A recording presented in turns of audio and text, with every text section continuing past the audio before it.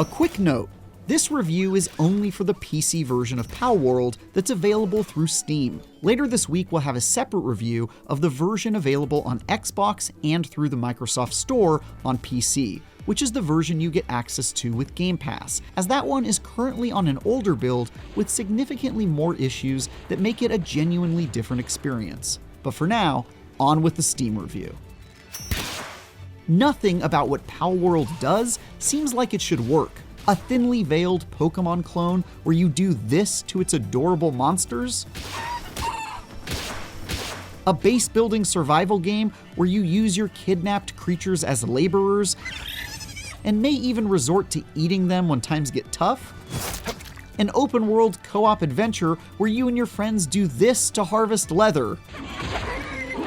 Defying the odds, this wholly irreverent, gun-toting take on the creature collection genre has been unrelentingly fun across the 100+ hours I've spent shooting cartoon kittens in the face.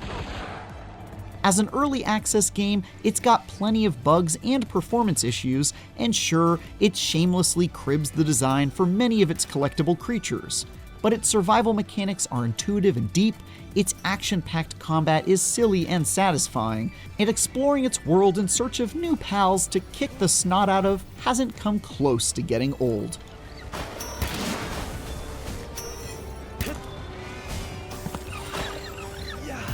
Despite the clear, eyebrow-raising inspiration it takes from a certain creature-collecting powerhouse, Palworld more closely resembles a formulaic survival game like Grounded, with a roster of lovable monsters to capture as a clever twist on that formula.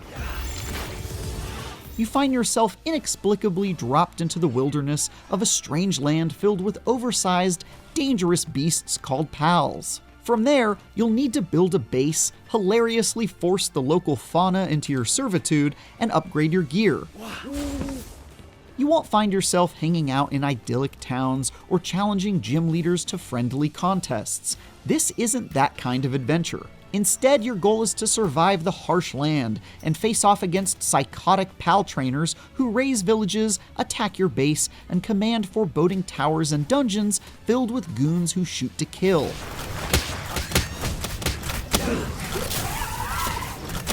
And yeah, tonally, that's an utterly unhinged combination. One moment, I was taking in pastoral views as I explored for new pals. The next, I was firing guns at armed thugs and considering the possibility of butchering a pal who had been mentally broken by the poor working conditions of my sweatshop in order to avoid starvation.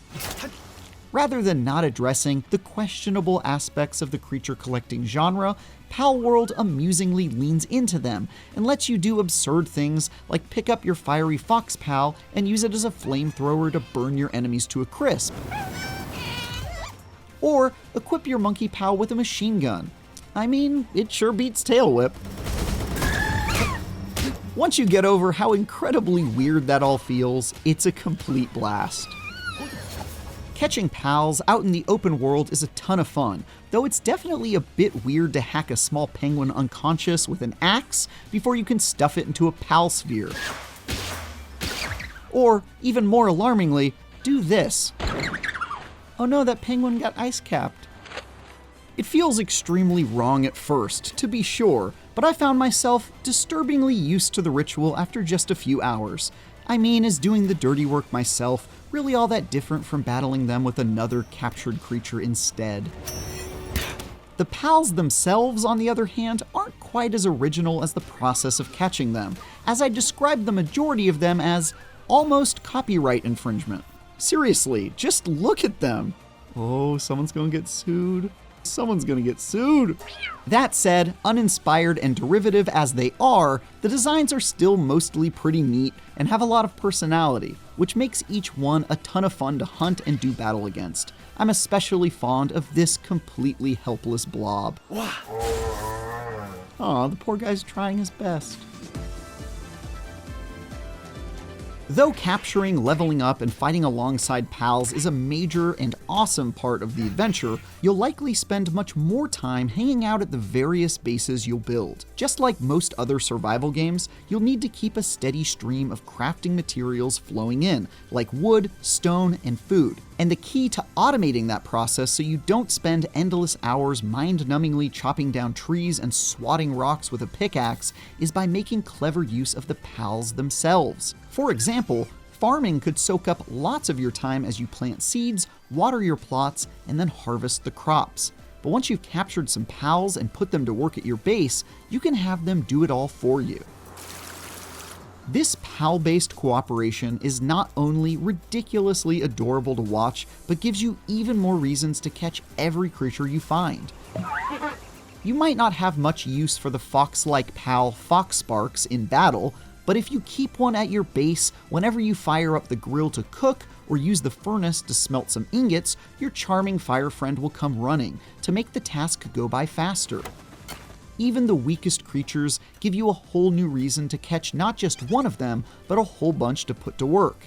As you level up your character and capture pals with different abilities, you'll be able to transform your bases from shabby camps to industrialized fortresses, complete with conveyor belts for your pals to go to work assembling weapons and ammo for you to use against enemies. A hilarious transformation that made me question how much better I was than the villainous rival trainers I faced out in the wilds. Getting away from the base to explore the absolutely enormous map and look for hidden chests and eggs, battle dangerous boss pals, raid dungeons stuffed with loot, or chat with a handful of NPCs and vendors scattered throughout the wilderness is consistently fun. In one area, I got chased by these guys. In another, I found a creepy black market trader who sold rare, probably illicitly obtained pals. And in another, I watched a squad of suicidal toucan pals rush into a camp of poachers and self-detonate. Ouch! Once you unlock the ability to ride pals, especially flying ones, the world really opens up. There's miles and miles to explore, from bamboo forests filled with goofy panda pals to murky swamps overrun with goblin pals. There's even an active volcano to be scaled where all the pals are, predictably, made of fire. Crafting gear and leveling your pal squad to survive increasingly unwelcoming parts of the world is rewarding, not just because of all the interesting new pals to find and capture, but because certain biomes will give you access to materials you'll need to bring your base and equipment to the next level.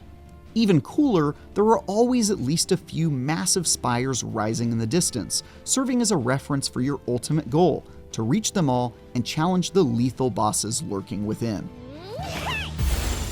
Like most survival games, everything Palworld offers immediately becomes more fun when joined by friends in multiplayer. Up to 32 people can be in a single server on the Steam version, though that number is currently capped to a paltry 4 on Xbox and through the Microsoft Store. Running wild throughout the open world, taking down powerful bosses together, and managing a collective base all work without hassle.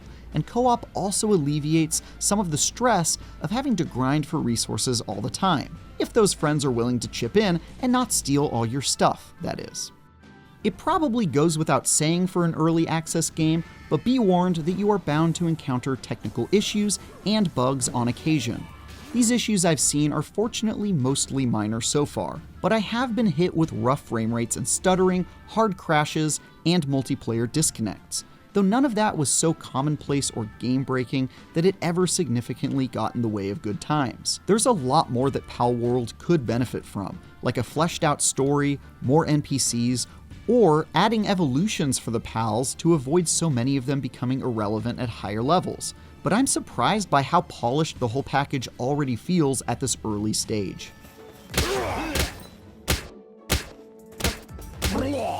Even in its early access state, Palworld is amusingly irreverent, has a surprising amount of content and deep survival mechanics, and is absurdly difficult to put down.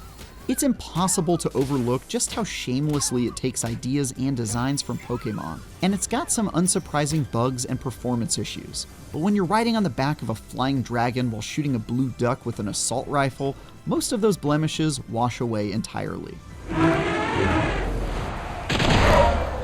This is already one of my favorite survival games, and I'm incredibly excited to see how it evolves. For more, check out our reviews of Prince of Persia: The Lost Crown, and Turnip Boy Robs a Bank. And for everything else, stick with IGN.